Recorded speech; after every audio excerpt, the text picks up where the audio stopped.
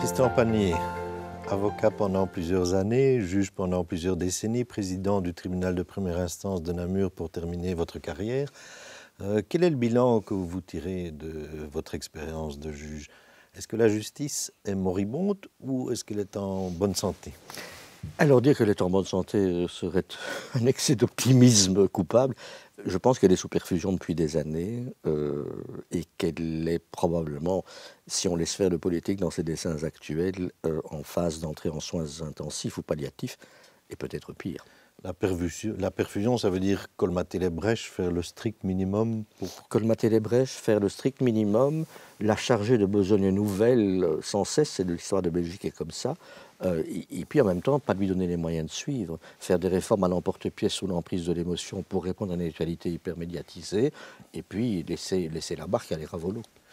On envisage souvent la justice pénale d'un côté, la justice civile de l'autre. Sur la justice pénale d'abord, elle prévoit essentiellement de répondre à la délinquance par la prison ou par l'amende. Est-ce qu'on peut trouver un autre système que celui-là? Est-ce que ce système est injuste? Je pense que c'est un des premiers impératifs dont on parle dans les milieux professionnels, chez les criminologues, chez les sociologues, chez les penseurs, même si en Belgique c'est pas très tendance depuis des années. Moi je me souviens d'un colloque de 69 avec Roger Lallemand, fermer les prisons, point d'interrogation. C'est une urgence absolue. La prison c'est l'échec total, absolu, radical. C'est le meilleur gage de la récidive.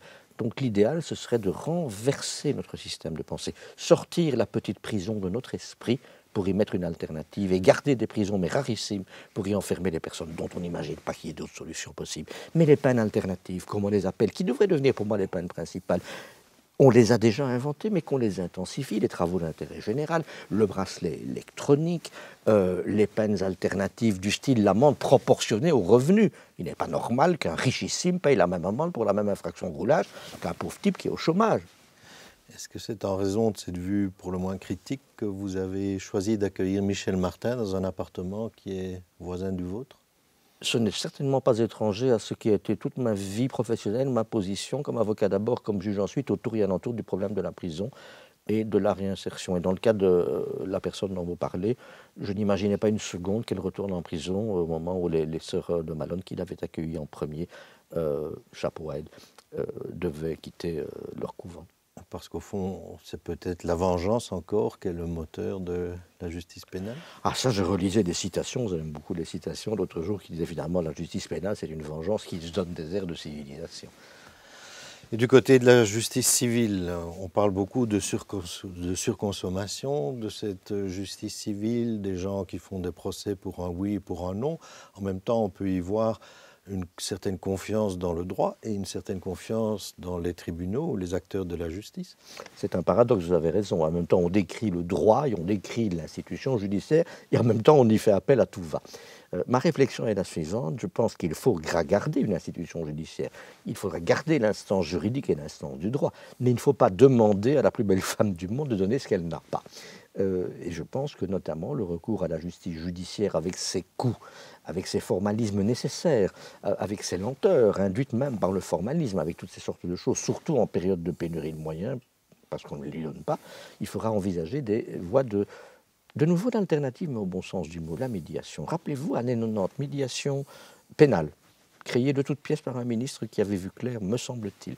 Et puis médiation familiale, et puis médiation de dette, et puis médiation générale. Et aujourd'hui, la possibilité pour tout qui veut, dans pratiquement tous les domaines, avant d'aller au juge comme la vache va au taureau, si vous me permettez l'expression, d'aller chez un tiers qui ne va pas trancher, mais vous aider à dialoguer. Ben ça me paraît une voie d'avenir. Mais est-ce que cette justice-là, elle est vraiment pour tout le monde? Parce que finalement, la justice officielle veut faire des économies. On veut parler de médiateurs. Médiateur à son coût, bien sûr. Alors, est-ce que la justice est encore une justice accessible à ceux qui en ont le plus besoin, c'est-à-dire les pauvres et les faibles? Dans l'état actuel des choses, non, d'autant qu'on restaure des barrières à l'accès avec la diminution de l'aide légale, avec la multiplication des obstacles à l'accès à la justice, alors qu'on en était revenu dans les années, disons, de vache grasse, hein, les 30 glorieuses. La question est service public, parce que c'est vrai aussi, est-ce que le transport public, ça doit être pour tout le monde? Mais ça devrait.